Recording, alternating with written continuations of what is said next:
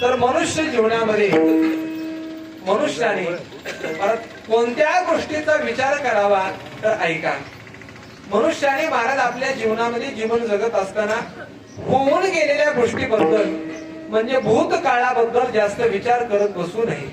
कारण आपण होऊन गेलेल्या गोष्टीबद्दल भूतकाळाबद्दल कितीही विचार करत बसलो, कधी कितीही खेद व्यक्त केला, किती दुःख व्यक्त केलं तरी त्यामध्ये बदल न होणारा आहे.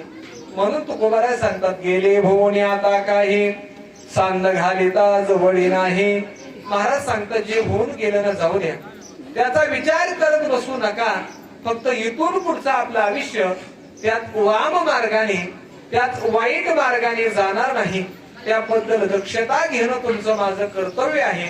म्हणजे महाराज मनुष्याने होऊन गेलेल्या गोष्टीबद्दल भूतकाळाबद्दल कितीही विचार करत आपण बसलो तरी त्यामध्ये बदल न होणारा आहे. शिवाय भूतकाळाबद्दल आपण कितीही विचार केला त्यामध्ये बदल तर होत नाही, परंतु आपल्या पदरामध्ये मात्र दुःख पडल्याशिवाय राहत नाही. म्हणून मनुष्याने होऊन गेलेल्या गोष्टीबद्दल म्हणजे भूतकाळाबद्दल जास्त विचार करत बसू नये.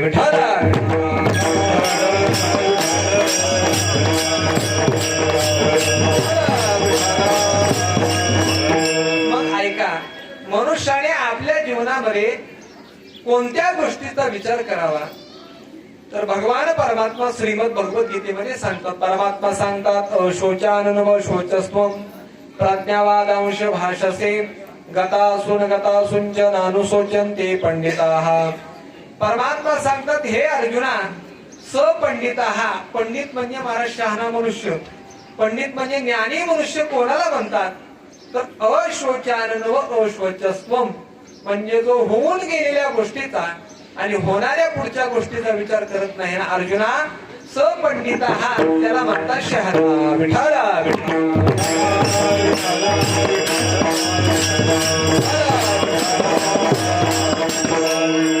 किंवा ज्ञानोबाराय या श्लोकावरती बोलत असताना वर्णन करतात. ऐका, ज्ञानोबाराय काय सांगतात. ज्ञानोबाराय सांगतात, परिमूर्खपणे नेनसी न चिंतावे ते चिंतिसी आणि तुची नीती सांगसी आम्हा प्रती देखे विवेके जे होते ते दोही ते न शोचते हे भोजदा हे भ्रांते म्हणून या. ज्ञानोबाराय सांगतात की विवेक प्रधान जीवन जगणारी म्हणजे शहाणी माणसं जी आहेत ना, त्या दोन गोष्टीचा विचार करत नाहीत. कोणत्या? ऐका, एक होऊन गेलेल्या गोष्टीचा अर्थात भूतकाळाचा आणि दोन भविष्य काळाचा अर्थात होणाऱ्या पुढच्या गोष्टीचा.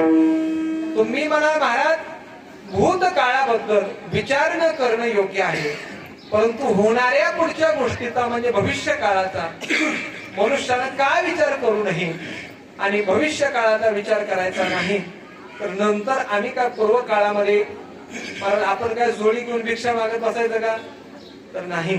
तर ऐका, मनुष्याने महाराज आपल्या जीवनामध्ये भविष्य काळाचा म्हणजे होणाऱ्या पुढच्या गोष्टीचा जास्त का विचार करू नये त्याचं उत्तर ज्ञानोबाराय देतात.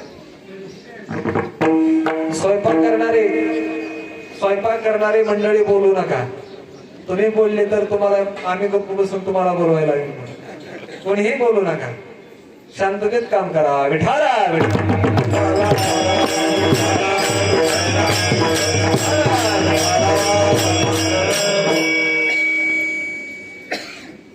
माईक बोलले दादा आवाज असाच राहू द्या, काही कमी करू नका जास्त करू नका.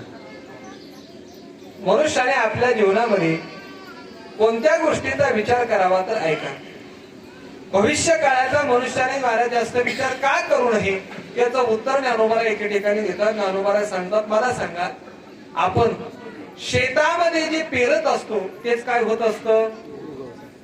बोला ना, काय होतं? उगवत असतं. ज्याचं बी उगवत असतो त्याच काय येत असतं?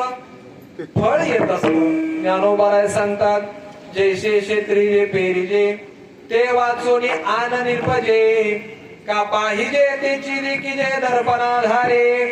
ज्ञानोबाराय सांगतात, शेतामध्ये जे पेरावं तेच उगवतं.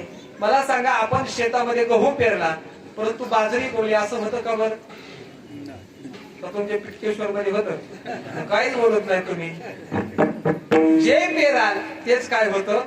उगवतं. ज्याचं बी रोवाल त्याच काय आहे, फळ आहे. आंब्याचं महाराज कुई रोवली, आंब्याचं झाड लावलं आणि आंब्याच्या झाडाला मात्र केळी आले, असं होतं का बरं? नाही. ज्याचं बी रोवाल त्याच फळ आहे. जसं बिंब आहे तसंच आरशामध्ये काय आहे, प्रतिबिंब आहे.